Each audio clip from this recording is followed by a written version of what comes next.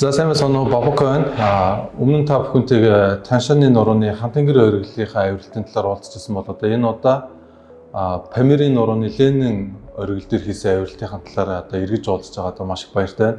За манай багийнхан бол одоо энэ оны 7 сард Креста улс дошоо одоо Памирын нурууг зориод 7 сарынхаа 17 амжилттай Ленин оргил дээр бол авиралт хийсэн байгаа.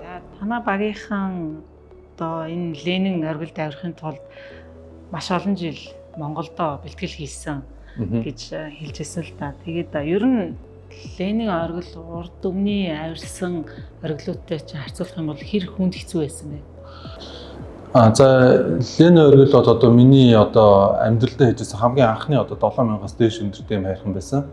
Хэдийгээр бид нар бол одоо Монголдо бэлтгэл хийж одоо өндөр хайрхтууд дээр одоо авиралт хийжсэн боловч одоо ийм өндөрчлөлт дээр одоо гарч үзээгүй байсан учраас миний хувьд бол одоо Ленингийн одоо хамгийн одоо хүндрэлтэй хэсэг гэх юм уу тэр нь одоо өндөрчлөлт нь байсан. Өндрийн тасан цогцол өндрийн бэлтгэл хийх одоо энэ процесс нь бол одоо хамгийн хүнд байсан. 7134 метрийн өндөрт авирахын тулд хэдэн цаг явдгийг тийм ээ энэ талаар ярьж өгөөч. За цагаар тооцсноор ер нь өдрөөс тооцсон дээр л дээ. Яагаад тэгэхээр энэ бол одоо тэтгэн цагийн дотор одоо авиралт хийхэд бол одоо маш хүнд. Тэгэхээр манай багийн хувьд бол нийт одоо билээс нь оргил дээр гараад буцаж буух хүртлээр буюу одоо авиралтай амжилттай болох нийт хугацаа бол 12 өдөр шаардсан. За энэ дээр бол одоо өндөр авалтын тасан цогцолтын бэлтгэлийн хугацаа орж байгаа. Тэгээд мэдээж 1-2 хоногийн одоо бие амраах хугацаа орсон. Тэгээд яг үндсэн дайралт буюу одоо яг оргил дээр гарчаад одоо буух хугацаанууд орж байгаа. За энэ 12 өдөр маань бол гэхдээ одоо хүн болгон дээр одоо өөр одоо байж болно. Тухайн хүний одоо өндөр одоо тасан цогцох бие физиологийн чадвартай нь бол одоо шууд холбоотой. За мөн авиралт хийхэд одоо юм тохиромжтой яг одоо цаг агарын одоо цонх одоо хэдийд яаж таарч гэнэ үү гэдэг нь бол одоо маш бас хамаардаг. Одоо жишээ нь цаг агаар муудаад цаг агарын одоо юм боломжтой нөхцөл байдлыг хүлээгээд одоо зарим хүмүүс бол одоо бараг сарч тэндээ одоо төвжигддэг одоо иймэрхүү асуудлууд байдаг. Тэгэхээр манай багийнхны хувьд болохоор одоо яг бэлтгэл хийж дуусаад цонхтой үеийн таарад одоо яг ингээд бүх гоё тохироонд бүрдсэн одоо юм маш одоо азтайгаар гэх юм уу тэгж одоо авиралтай хийсэн. Одоо энэ хугацаа маань болохоор нийт 12 хоног үргэлжилсэн гэсэн үг. Энэ авиралтыг хийхийн тулд та нар 3 жилийн турш Монголдо бэлтгэл хийсэн гэж ярьж байсан. Энэ талаараа ярьж өгөөч. Ер нь нийт ингээд хэр зэрэг одоо сэтгэл зүйн болон бие физиологийн бэлтгэлтэй байж ээж энэ өндөр хайрханд авиртыг. За манай багийн хувьд бол 2019 онд бол одоо анх энэ Памир болон Таншааны нуруунд одоо авиралт хий гэсэн юм төлөвлөгөөнүүд гаргаж ирсэн. Яг тухайн үед бол одоо ковидын одоо цар тахлын нөхцөл байдал одоо үүсээд хүндрээд одоо явах боломжгүй болсон боловч одоо тэрнээс хойш одоо 3 жилийн хугацаанд бол тасралтгүй одоо бэлтгэлээ хийсээр байсан. За ингэж бэлтгэл хийхдээ бол одоо Монголынхаа одоо өндөр хайрхтууд дээр бол авиралт хийжсэн. Ингэж авиралт хийж явах явцдаа одоо жишээ нь одоо ангалд унах, цасан урангаттай хүртэл одоо нүүр тулж исэн. Тэгэхээр ер нь өөрсдийнхөө хэмжээнд бол одоо сэтгэл зүйн одоо бэлтгэлтэй байсан. Тэгээд авирах байгаа өндөр хайрхтуудынхаа замыг, эрсдлүүдийг бол одоо бүгдийг тооцож исэн, бүгдийг судалж исэн. За гэсэн хэдий ч одоо яг бодитоор одоо очиход бол одоо нөхцөл байдал бол одоо бас өөр байд юм байлээ.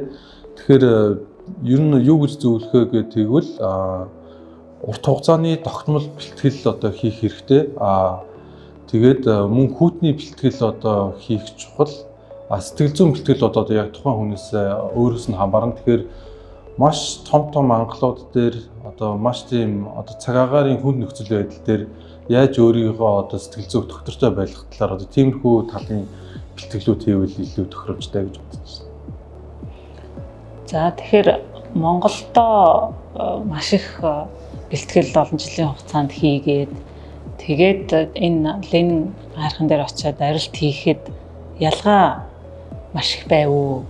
Ялгаа байсан бол одоо хүүтний хувьд юм уу, аль эсвэл тэр салхины хурдан гэдэг юм уу, аль эсвэл тэр хэлж байгаа тэр ангалууд гэдэг юм уу, яг ялгаа нь ямар вэ?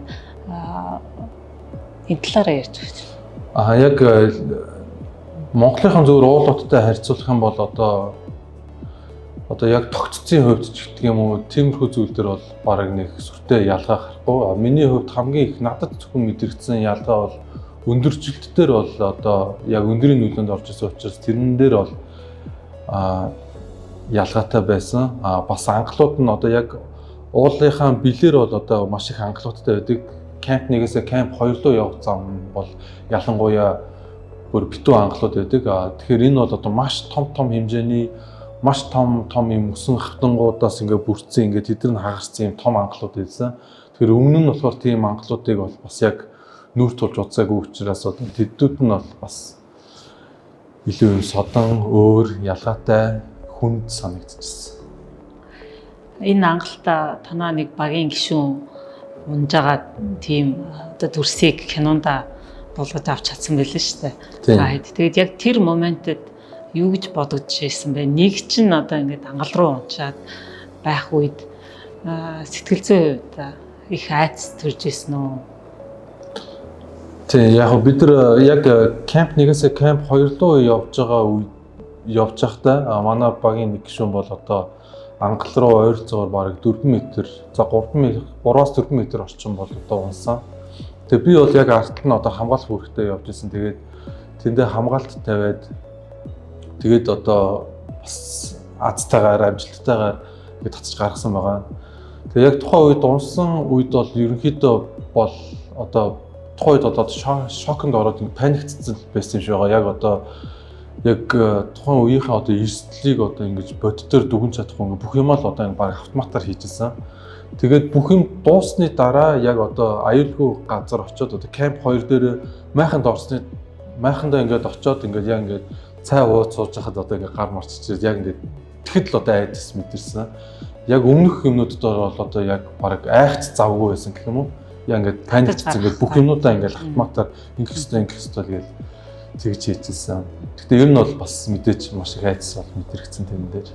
За ингээд энэ хайрхан руу явахын тулд Монголдо эхлээд 3 жилийн турш дасгал сургалт хийгээд ингээ явсан. За мэдээж ийшээ явах зардал мөнгө, тэнд камп дээр очиж байрлах гээд санхүү талаасаа ер нь нэг хүний хэд орчим төгрөг болдсон бол энэ тухай сонирхолтой.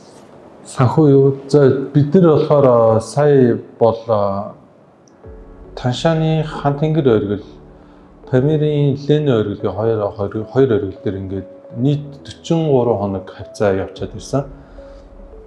Ингэж явж байхдаа бол одоо өндрийн яг авиралтынхаа майхан сав, хоол унд, хөтчөө бол өөрсдөө хийсэн. Одоо тийм үйлчлэгийг ерөөсөө аваагүй гэсэн үг. Тэгээ яг нөгөө base camp буюу ингээд доор байрлах одоо майхан болон хоолныхоо үйлчлэгийг авсан.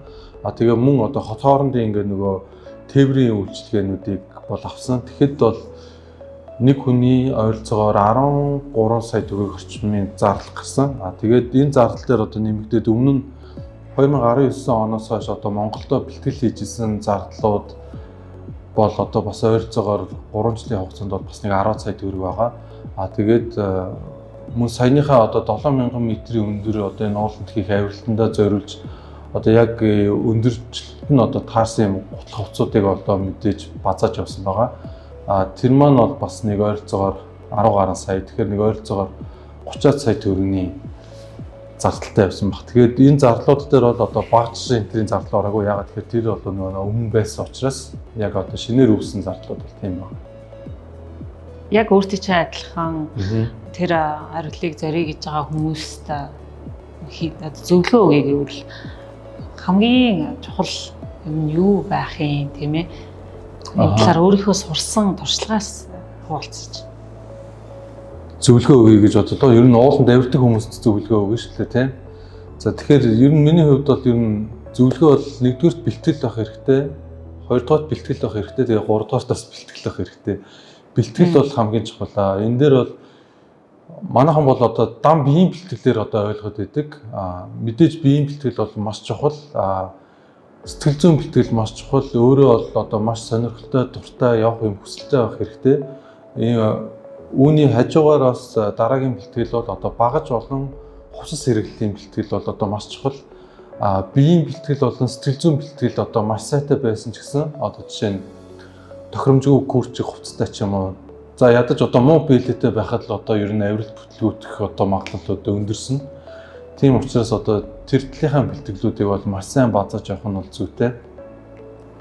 Киног чинь үзээ сууж хахад бол надад бол их амар санагцал да. Тэгэл салхитай, харанхууд, байгалийн одоо тэр сүр хүчин дор олон хоног ингээд явж байгаа дүрслэлийг үзэхэд тэгээд энгийн үнд бол миний хувьд бол жишээ нь яаж би одоо эндээс бүтэн буунда баг юу хийчвэ гэж бодогдохоор дүрслэлүүдээс нь тэгээд яагаад ийм төрслөл буулгаж авахыг бодсон юм тийм ээ. Тэгээ энийг кино болгоод хүмүүст үзүүлж байгаа зорилго нь юу юм?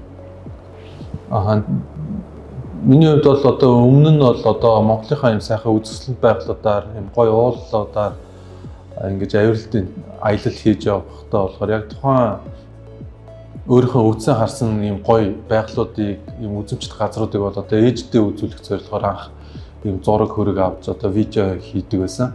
За тэгээд энэ маань бол одоо сүүлдээ гоё юм хобби болоод ер нь тогтмол хийдэг юм зүйл маань босоо ер нь тийшээ явахдаа байнга хийдэг. Тэгээд энэ удаа бол бид нар энэ Ленэ хайрхныхаа авиралтын явцыг болоо баримтжуулаад дүрсжүүлээд тэрүүгээрээ бол Ленэ оргил 7134 гэдэг нэртэй одоо юм баримтад дэлгэцийн бүтээлэл бол хийсэн. За тэгээд энэгээрээ бол одоо ингэж юм баримтжуулж баримтат кино хийж байгаа гол зорилго нь бол одоо юм мэдээж бол одоо хамгийн нэгдүгээрт бол уулын спортыг бол сурталчлах зорилготой. Яагаад тэгэхээр юм уулын спортод би өөрөө хайртай учраас одоо миний энэ киногоор дамжуулаад нэг ч гэсэн одоо хүн одоо амьдралын зөв одоо хэмнэлд одоо хэм маягтай болж одоо ууланд хайкинг хийдэг ч юм уу тийм болох юм бол одоо надад маш их одоо сайхан байх болно. Хоёрдугаарт бол одоо мэдээж энэ ууланд авиралтын бол одоо жаргал зовлон бол одоо яг одоо байгаа орчноос нь шууд ингэж дамжуулах хүмүүст үзүүлэх гэсэн юм зорилготой байгаа. Тэгэхээр иймэрхүү зорилгууд дээр үндэслэж одоо баримтат киногоо одоо бүтээсэн байгаа. За энэ та бүхний хийсэн энэ киног тийм ээ хизээ яаж олон нийтэд цацах юм? Энийг үзье гэвэл хаанаас олж үзэх бол энэ тухай хэлж өгөөч. За бид нар бол сая киногоо бэлэн болгочоод 10 сарын 23-нд зайсан хийл дээр болохоор нээлттэй бол хийсэн. За нээлт маань одоо мэдээж одоо яг юм хаалттай хүрээнд яг болсон. Тэгэхээр одоо олон нийтэд бол одоо IPTV-гээр одоо цацах одоо юм төлөвлөгөөтэй байгаа. За мөн одоо өөрийнхөө сошиал сувгуудаар юм цацах төлөвлөгөөтэй байгаа. Тэгэхээр одоо бол яг хугацаа хэлж мэдгүй маш ойрын хугацаанд одоо ер нь цацна гэсэн бодолтой байгаа. Тэгэхээр тухайн үеийн одоо мэдээллүүд бол яг өөрийнхөө одоо сошиал сувгуудаар одоо мэдээлэл гаргана гэж бодож байна. За ингээ хамт байсан баярлалаа.